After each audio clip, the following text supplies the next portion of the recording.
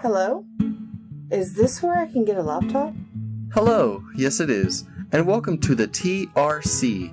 Is this your first time checking out with us? Yes, but I'm not sure what I need to do. There are 3 things we will need you to do before you can check out. All students checking out for the first time must present their student and state IDs before any checkout and fill out a quick info sheet with at least 3 references. Next, we will need you to print out your schedule for the current semester.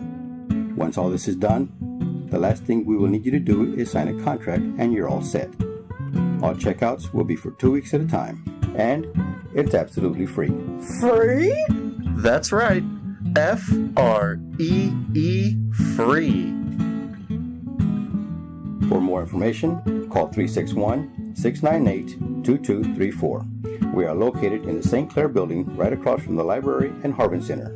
Look for room 120 or the only computer lab downstairs.